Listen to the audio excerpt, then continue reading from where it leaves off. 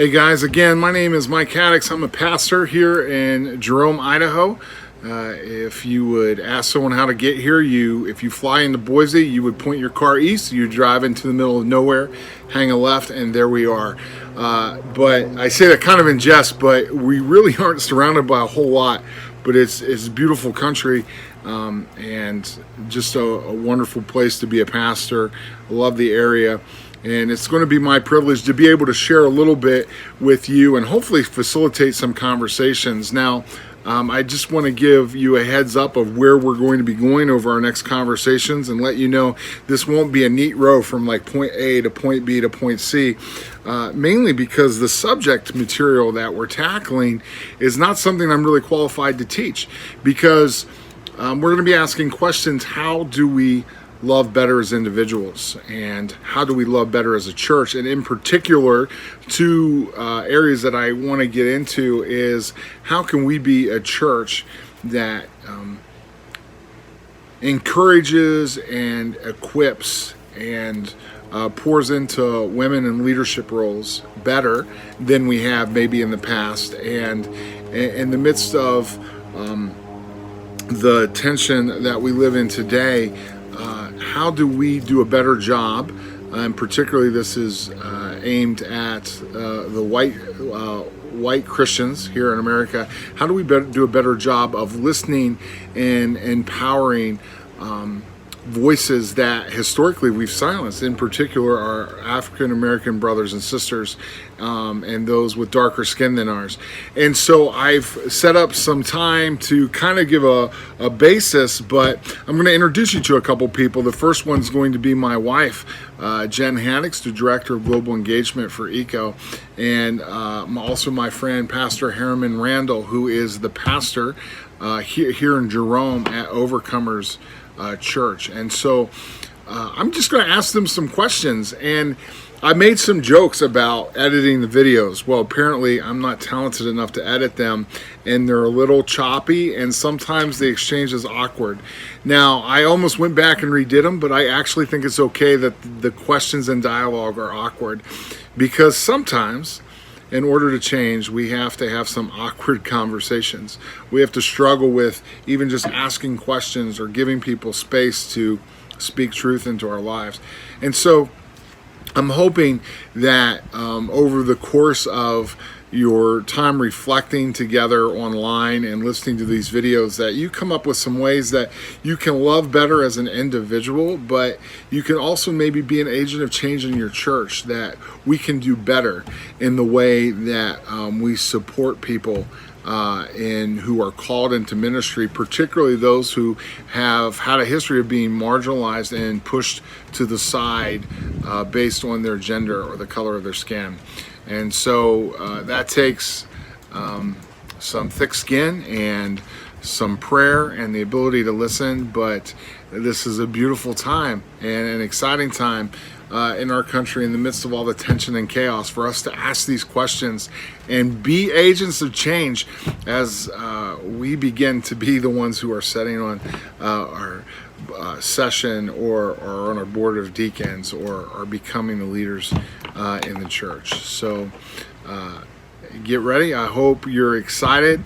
I'm excited to share with you, and may you feel the Spirit's leading as you reflect on the talks and questions ahead for this weekend. God bless. Good morning, guys. We're going to jump right in this morning with our scripture lesson. It comes from the book of Colossians chapter 3, verses 12 through 17. Colossians chapter 3, verses 12 through 17. Put on then, as God's chosen ones, holy and beloved, compassionate hearts, kindness, humility, meekness, and patience, bearing with one another, and if one has a complaint against another, forgiving each other, as the Lord has forgiven you, so you also must forgive. And above all these, put on love, which binds everything together in perfect harmony. And let the peace of Christ rule in your hearts, to which indeed you were called in one body. And be thankful. Let the word of Christ dwell in you richly, teaching and admonishing one another in all wisdom, singing psalms and hymns and spiritual songs with thankfulness in your hearts to God.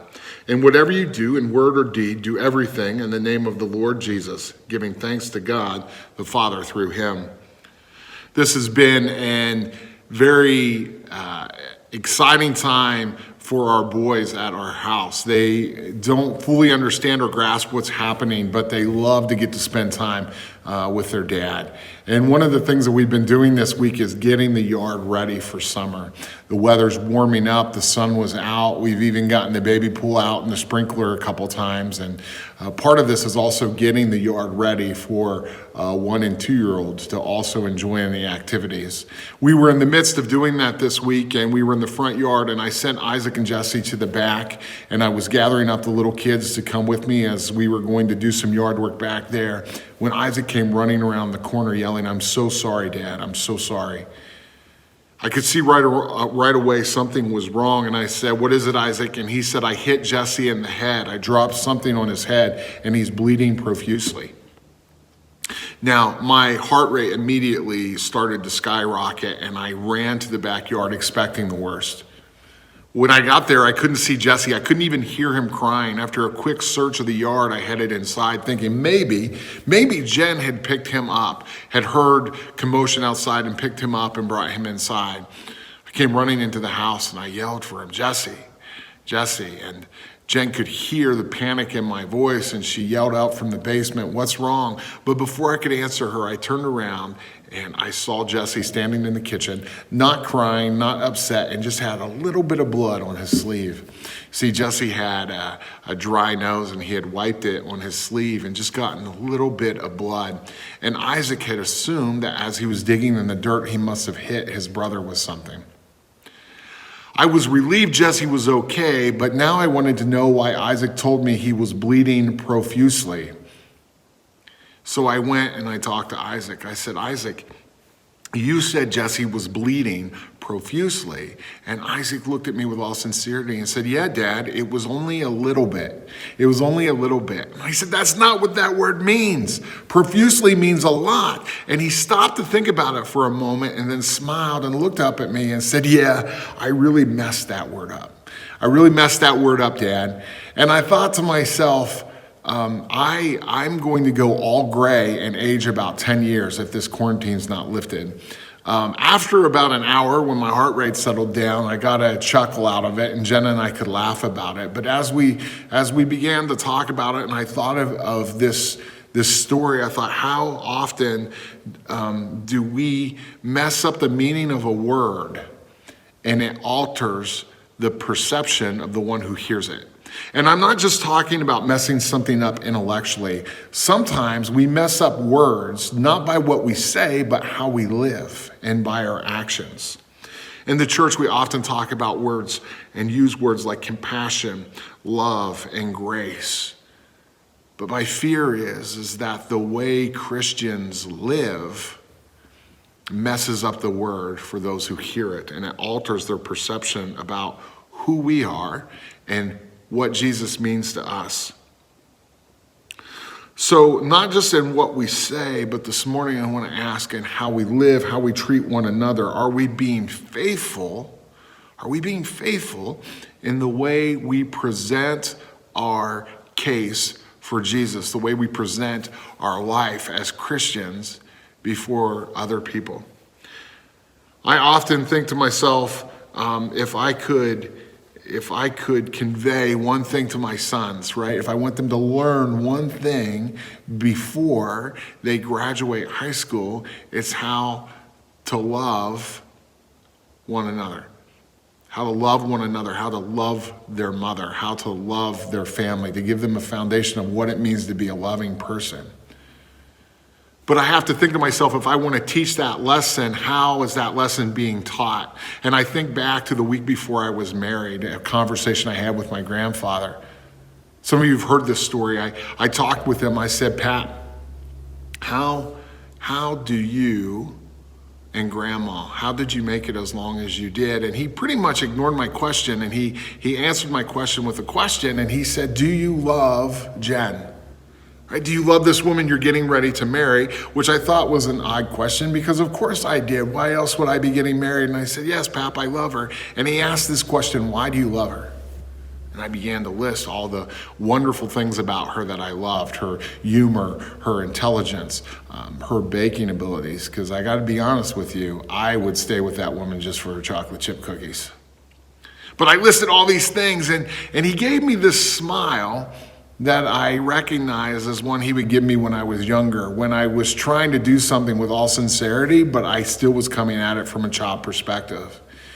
And he told me this story. He said, I married your grandmother when she was 18, and then I headed off for World War II. When I came back 4 years later, I was not the same man I was when I was left, and she was not the same woman. We battled infertility. I had anxiety and stress left over from the war. We had to battle through building a house together, and we battled through what it meant to be empty nesters, and we battled through what it meant to have health problems. And I just got to tell you that the woman your grandmother is today is not the woman she was when she was 18. She's not the same woman. Neither of us are. We've changed. I'm not the same man I was when we got married. He said, I asked you, do you love her? And you answered yes, but you gauged that love based on a worldly perspective of love, what you get out of it. I love your grandmother because I made the commitment to love your grandmother. And she made the commitment to love me. You see, the world didn't define their love. God's love, this unconditional love, this love of service, this love of sacrificial love, undeserved grace, compassion, the way Jesus lived for us is the way they lived for each other. It was a different lesson that he wanted to teach me.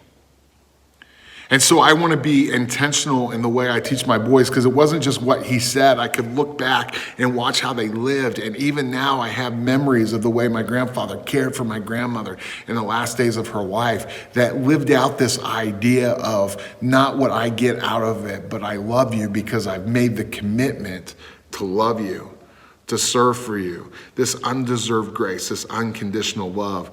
His actions preached his message. His actions preached his message. And so I want to ask that question this morning. Do your actions preach your message? I saw it on Facebook this week. Somebody had anonymously written an article about how they wish people would quit using the phrase, we're all in the same boat. The author said, we're not all in the same boat. We're in the same storm, but some of us are in different boats. Some of us are in boats that are doing okay, and some of us are in shipwrecked boats.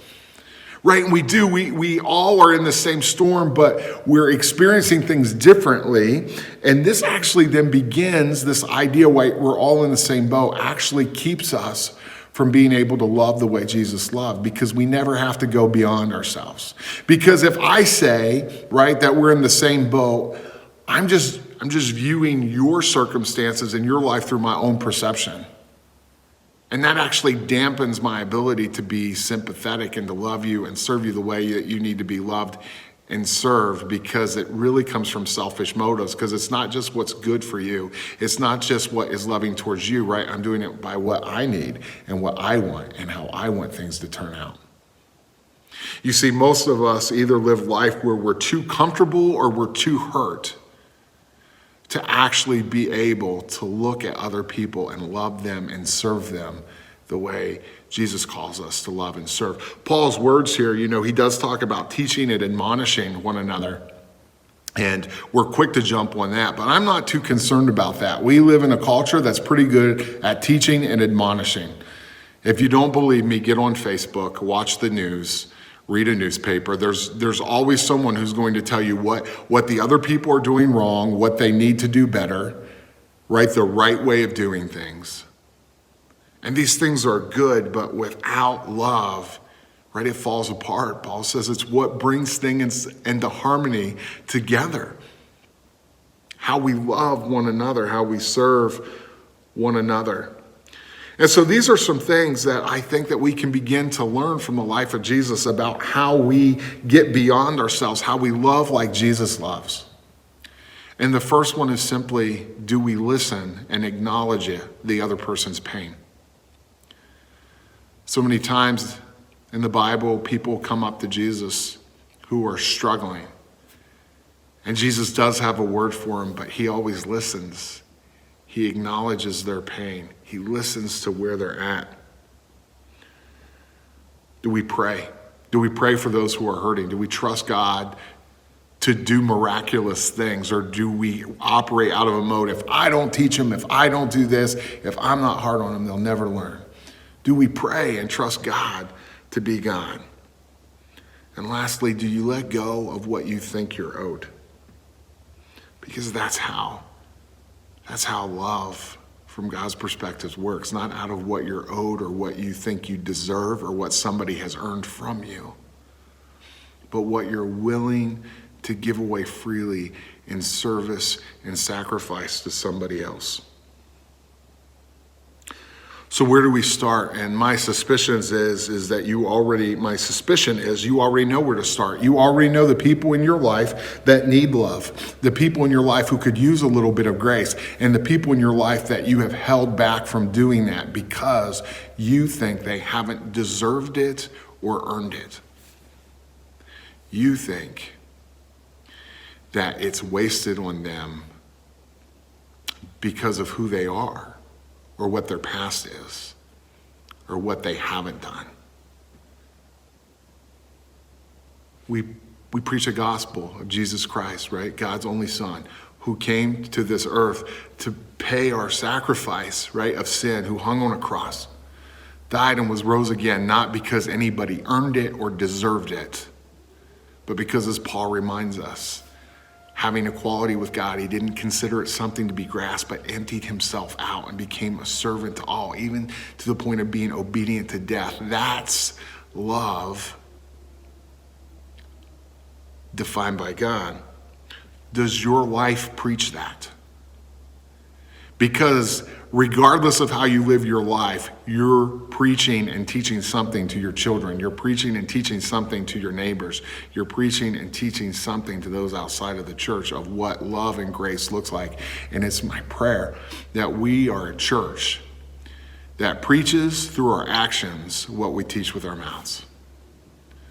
Father, as we struggle for what it means to live still with some social distancing and quarantining, we pray that we would not be so focused on ourselves that we turn our back on others who are hurting, other people who need love or grace. May we love the way you love. May we reflect your love and grace in this hurting world. May people look at us and have a clear picture of what you're all about. In the name of Jesus we pray, amen. God bless you guys. We'll talk soon.